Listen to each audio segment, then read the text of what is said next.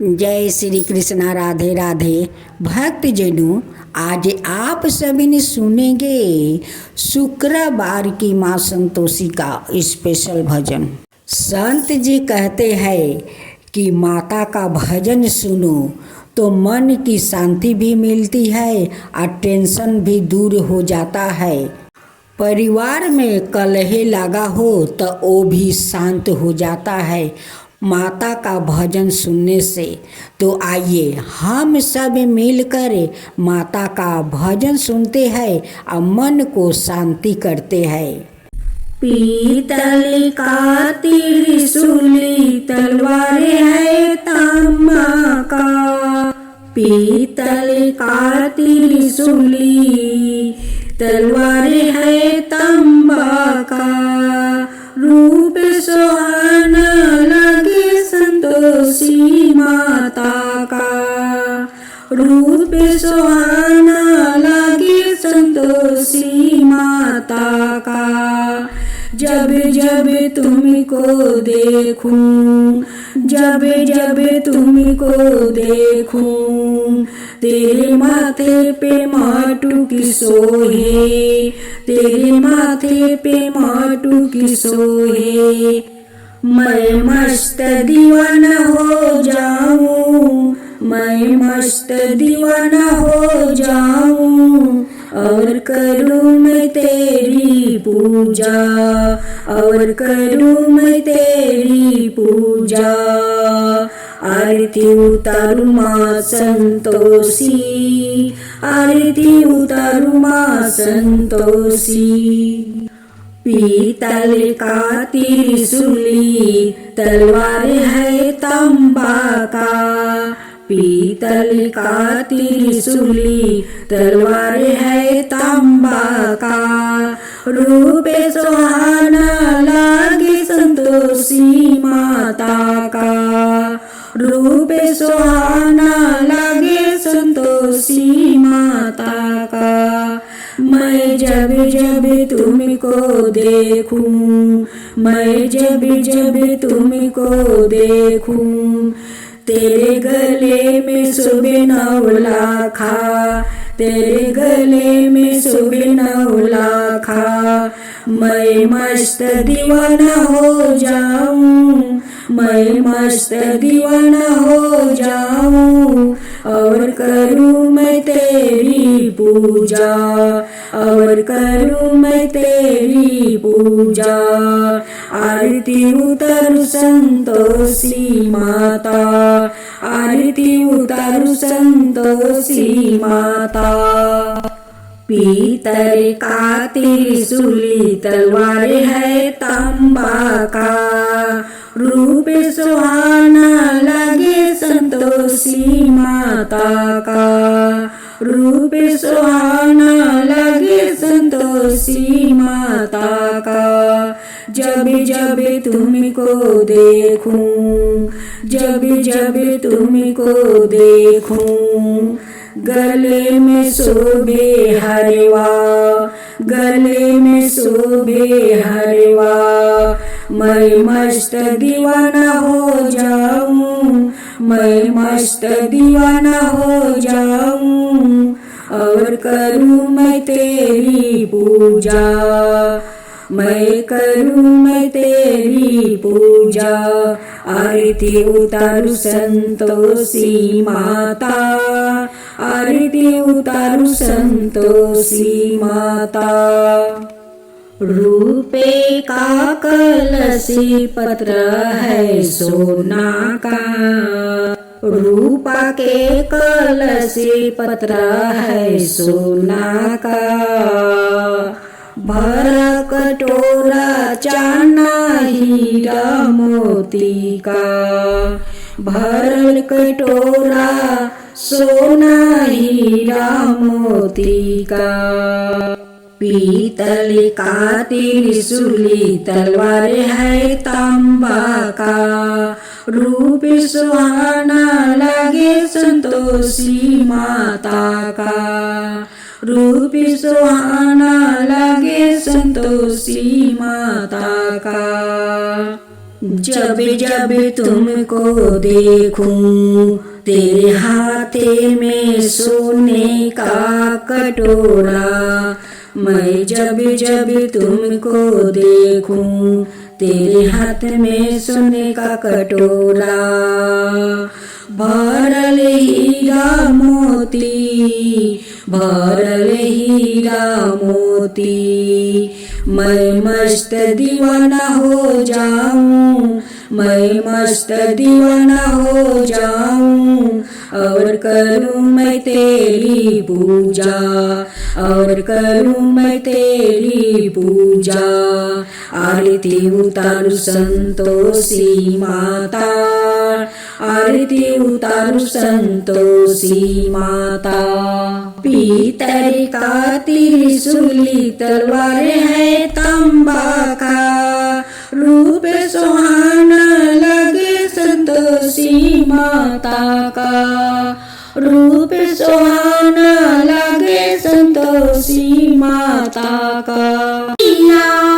अपनी चरनिया रौरा कहिया, बैठाए में संतोषी मैया, अब दुख सहलो न जाए, हे संतोषी मैया, अब दुख सहलो न जाए, हे संतोषी मैया, अपनी चरनिया रौरा कहिया, बैठाए में संतोषी मैया, अपनी चरनिया रौरा कहिया, बैठाए में संतोषी मैया।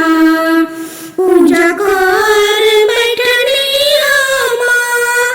मन लागे संतोषी मैया, पूजा कर बैठनी मन लागे संतोषी मैया, मन लागे संतोषी मैया, मनवा के दीना रव समझाए, हे संतोषी मैया, मनवा के दी रव समझाए, हे संतोषी मैया, अपनी चरनिया रौरा कहिया, बैठाए में संतोषी मैया, अपनी चरनिया रौरा कहिया, बैठाए में संतोषी मैया। भोगवा लगावी बैठनी मन लागे संतोषी मैया, मन लागे संतोषी मैया, मनवा के दी रव समझाए, हे संतोषी मैया, मनवा के दी रव समझाए, हे संतोषी मैया। सिंगार कर बैठनी मैया, मन लागे संतोषी मैया, सिंगार कर बैठनी मन लागे संतोषी मैया, मनवा के दी रौरा समझाए, हे संतोषी मैया, मनवा के दी रौरा समझाए, हे संतोषी मैया, अपनी चरनिया रौरा कहिया, बैठाए में संतोषी मैया, अब दुख सहलो न जाए, हे संतोषी मैया, अब दुख सहलो न जाए, हे संतोषी मैया। आरती कर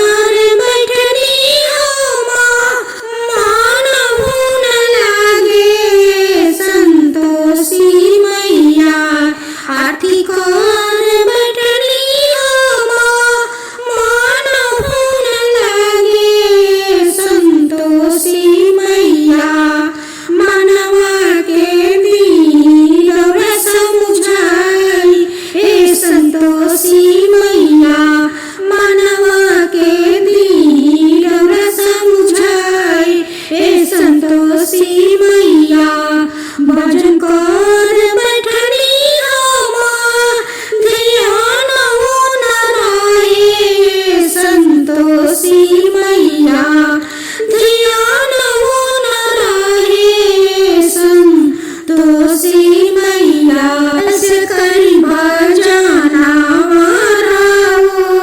रे ए संतोषी मैया कैसे करी भजना रे ए संतोषी मैया कैसे गाई गीता रे ए संतोषी मैया मनवा के दीना रौर समझाई ए संतोषी मैया मनवा के दीना रौर समझाई ए संतोषी मैया अपनी चरनिया रौरा कहिया बैठाए में संतोषी मैया अपनी चरनिया रौरा कहिया बैठाए में संतोषी मैया अब दुख सहलो न जाए ए संतोषी मैया अब दुख सहलो न जाए ए संतोषी मैया। संतोषी भजन। संतोषी मैया जी बैठी मंदिर में आसन लगाई के संतोषी मैया जी बैठी मंदिर में आसन लगाई के हम सब मनाए संतोषी का जयकारा लगाई के हम सब मनाए संतोषी का